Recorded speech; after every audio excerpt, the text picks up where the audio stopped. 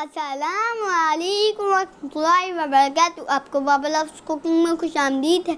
आज हम आपके लिए बहुत ही मज़ेदार आलू की समोसे की रेसिपी लेके आए हैं, जो कि आपकी दस्तरखान की शान बढ़ा देंगे इंशाअल्लाह। इसे बनाना बहुत आसान है और घर में बनाई हुई रेसिपी सेहत और जेब के लिए बेहतर होती है, इसलिए इस रमजान आप कोशिश करें ज्यादा के ज्यादा ही बनाएं। अल्लाह आपके खाने में बरकत और रमजान में रहमत, लाल रिस्क में तरक्की, खैरियत और मदद के साथ डालें, आमीन। तो चलते हैं रेसिपी की तरफ। इसके लिए आपको 1 टीस्पून मेथी दाना, आधा टीस्पून राई दाना, 1 टीस्पून साबुत सफेद जीरा, 4 से 5 हरी मिर्चें। वैसे तो मिर्ची और नमक आप अपनी मर्जी से डालेंगे, हर किसी का टेस्ट अलग होता है। अदरक आधा टीस्पून बारीक कुटी हुई, 1 टीस्पून भरकर धनिया के बीज, 1 टीस्पून आमचूर पाउडर, 1 टीस्पून हल्दी पाउडर, 1 टीस्पून कटल लाल मिर्च यानी कुटी हुई लाल मिर्च। इसकी क्वांटिटी भी आप अपने टेस्ट के मुताबिक ले सकते हैं। अगर आप हरी मिर्चें ज्यादा पसंद करते हैं तो हरी मिर्चें बढ़ा दें, वरना कटल लाल मिर्च। 1 टीस्पून नमक और 4 बड़े आलू उबाल कर छील कर लें। अब मेथी दाना, जीरे और राई को 3 टेबलस्पून ऑयल में अच्छी तरीके से करा लें। फिर इसमें अदरक का पेस्ट और हरी मिर्चें शामिल कर दें। इन दोनों को अच्छी तरीके से सौटे कर लें ताकि अदरक का कच्चापन निकल जाए। फिर इसमें सारे के सारे मसाले शामिल कर दें और इनको हल्की आंच पे अच्छी तरीके से भून लें ताकि इनका भी कच्चापन निकल जाए। मगर ये ख्याल रखेंगे कि ये जलने ना पाए।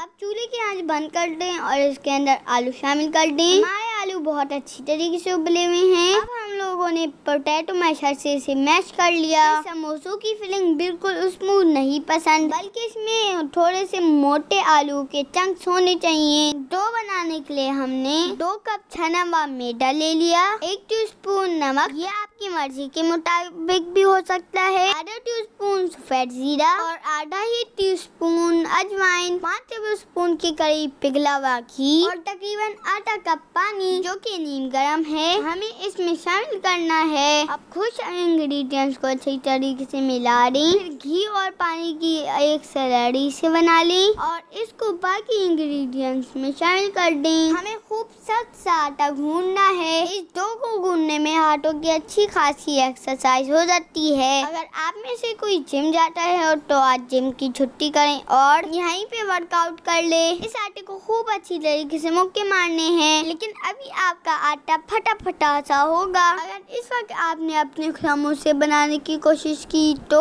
ये पाई की क्रस्ट की तरह फ्लेकी होंगे, इसलिए हमने इसको आधे घंटे के लिए कवर करके रख दिया ताकि ये थोड़ा नरम पड़ जाए। अब इसको वापस गूंदना शुरू किया। हमें ये आटा खूब स्मूथ चाहिए। इसमें पानी कम डालने की एक वजह ये भी है कि अगर आपका आटा नरम हो गया तो बज़ाहिर देखने में आपके समोसे कड़क लगेंगे, मगर में वो करारापन नहीं होगा जो कि बाजार वाले समोसों में होता है। इसको दोबारा अच्छी तरीके से गूंदने के बाद इसे वापस कवर कर दिया। आधे से 1 घंटे के लिए अब इसकी बॉल्स बना ली और ओवल शेप में बेल लिया। इसे मीडियम थिकनेस का बेलेंगा, ना बहुत मोटी ना बहुत पतली। बिली हुई रोटियों को एक दूसरे के ऊपर रखें और उसको सेंटर में से काट लें। यही प्रोसेस आप अपने सारे पेड़ों के साथ रिपीट कर लें। अब ओवल के हाफ पीस को एक करके उठाएं, फिर इसको समोसों की शेप देने के लिए इसके स्ट्रेट लाइन वाले पार्ट को पानी लगा के एक दूसरे के साथ ओवरलैप करें। सेंटर को जहाँ पे ओवरलैपिंग हुई हुई है थोड़ा सा प्रेस कर लें ताकि आपस में अच्छी तरीके से चिपक भी जाए और की डबल लेयर होने की वजह से मोटा भी नहीं रहे। आलू की स्टफिंग करें और फोल्ड हुए ट्रायंगल वाले हिस्से की नीचे वाली स्ट्रेट लाइन को सेमी सर्कल वाले हिस्से पे पानी लगा के चिपका दें और हल्के हाथ से प्रेस कर लें। समोसों की फोल्डिंग 2 तरीके से करती हैं, एक तो इसी तरह सारे तरीके से और दूसरा जब वो बड़े साइज के समोसे बनते हैं तब नीचे से एक प्लीट सी आती है जैसे कोई फोल्डिंग। वो वाली टेक्निक भी हम आपको बहुत ही जल्द बता देंगे इंशाअल्लाह। जब आप पेड़े बना रहे हो तो इस बात का ख्याल रखेंगे कि जितना बड़ा होगा उतना बड़ा ओवल भी बनेगा और जितना बड़ा ओवल होगा उतना बड़ा समोसा। इसमें कोई रॉकेट साइंस तो नहीं है ना।